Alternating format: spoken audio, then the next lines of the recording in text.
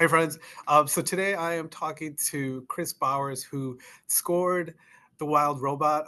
Chris, the movie's amazing, but obviously it's the music that makes the movie to give you those emotions and the feelings as you're going on this ride with Roz. So my first question to you is, were you familiar with the book The Wild Robot when you were given this project, or was this something completely new for you? Well, thanks so much. Yeah, thanks for having me.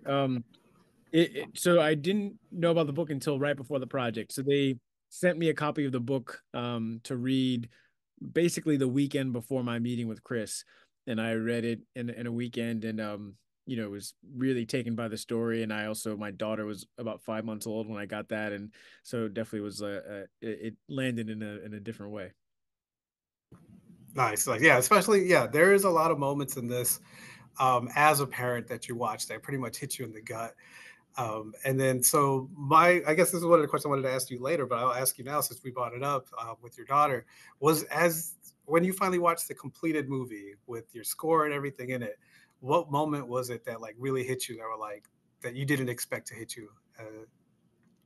Yeah, that's a great question. I think moment I didn't really expect to hit me is probably at the very end, when toward the very end when she says, I have everything I need, and they jump out of the ship, and she takes out the power core and puts Bright Bill in there, and you see those flashes of him growing up.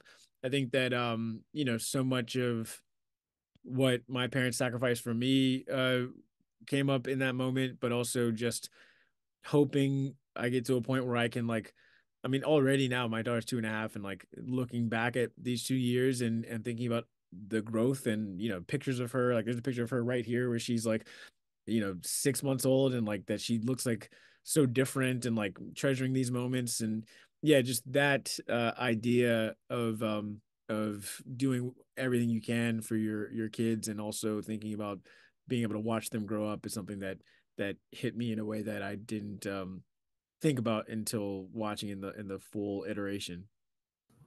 Yeah, yeah. For me, it's always like those Facebook memories when that picture pops up of them starting Yeah. first, second grade. I'm like, oh man, I can't believe that. She's Oh in man. high school now, and my son's already in sixth grade. So it's crazy. Um, Yeah. but one thing that I always wonder about, like when you're hired to do like a score for a movie, do you get to watch the movie first, and then from there you try thinking about what you're gonna do at certain scenes, or are you just given like snippets of it, and they tell you like this is what the kind of mood that we want here, or this is what we're looking for at this part? Yeah. So with animation, or at least with this project, it was different than anything I've experienced before, because I started about almost 2 years before the end of the process. And when I first started, all they had were pieces of concept art that showed what they wanted the final product to look like. And then they had the entire movie cut together as black and white pencil sketches. And so I was able to watch the whole movie, or that iteration of the movie, as those black and white storyboard sketches, and start writing to that.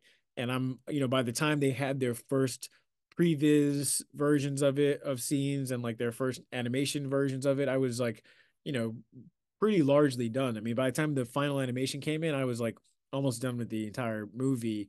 But that really allowed us to iterate and hone in on things. And because with animation, they're not changing entire things. Like once they go from uh, black and white pencil sketch to the previs to the animation, they have to keep things pretty locked, because they can't just like add 12 seconds, or they can't like, reorder things. And so because of that, I'm able to write very, very detailed music to a black and white pencil sketch that still survives when they, go to the next phase of animation. And I just have to continue to add details and add aspects to it to accentuate what we're seeing visually. Yeah, it's like the music is just amazing throughout the movie. But I did see somewhere that you worked with a group called Sandbuck Percussion. Like, how did you discover them, or how did you come about knowing about them, and then how did their sound helped you build your sound for the movie? Yeah, so when I first started the project, something that Chris and I talked about was wanting to find a way to combine the elements of the wilderness and the organic with the synthetic and the futuristic. And so I wanted to find a way to represent the wild in a way that I hadn't heard in a score before, because for the most part, when I think about that, it's like usually something ethnic. It's like, ethnic flutes that make us think about, indigenous cultures. And for me, especially being a person of color, I'm always like, well, what culture are we talking about? Like, are we saying that we're in this place? Are we just picking that because it sounds like otherworldly and exotic? And so the thing that I thought of was that percussion is something that's a little more unplaceable in terms of like where this is coming from, and it wouldn't be as distracting for me to represent the wild in that way. And also, it felt like it'd be an interesting way to parallel the sound design of this environment. I thought about like animals skittering through the forest and crawling on things, or these animals like crawling on rods and scratching at rods, or her getting hit by tree branches and these things. And I thought finding a way to have percussion be an augmentation of that sound design would be really fun. And so talking to some friends about it, I ended up talking to a friend of mine named Thomas Kachev, who is a classical composer that has worked with Sandbox before. And so he told me about them, and I reached out to them, and our process working together was I first wrote a couple of cues trying to imagine them playing it, because I always write my music as a musician. I always want to write with like the musicians in mind. So I wrote a couple of cues thinking about how they would perform it. And then we had them record it. And then they sent me those recordings. And then we made a bunch of samples so that I can continue to write, but with samples that they kind of made. And then I continued to write through the rest of the process. And then we went back to them at the very end with all of the music, basically saying, like, here's some stuff that is based on your samples. Can you recreate that? And then here's some stuff that, I just have been calling a rusty bucket. Like, what do you think that sound is? And they'd be like, oh, that's probably like these three elements that we can combine together, and that would make that sound. So it was a lot of like, honestly, like sound design, Foley work, where it was like, here's a sound that I made with my computer. How can you guys recreate that organically? And we did that through the recording process at the end. That's awesome. That's pretty cool to hear. My last question for you right now is, as a film composer, what is like your favorite score that you've heard? Um, I guess from when you started till now.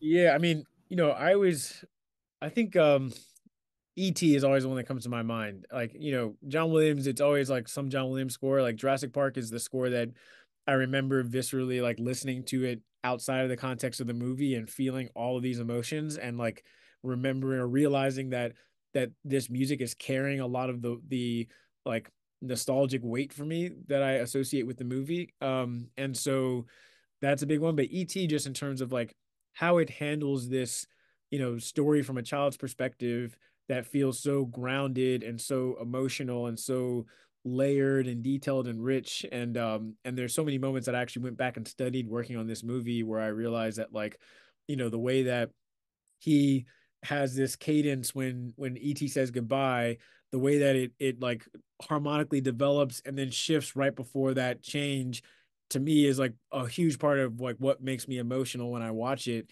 And so learning from a master like him by studying is something that I always think of whenever I'm working on a film, especially like this. And ET is one that I think is just so masterful across the board.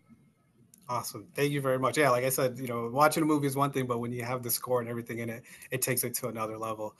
So, Kris, thank you very much for your time today. I want to make sure I say congratulations on the Academy Award and the Daytime Emmy. But friends, The Wild Robot is out now on digital, excuse me. So definitely go check it out and pick up the score and just have it on in the background, because it's such great music. So, All thank right. you very much for your time today. Thank you, Victor. Have a good one. Bye.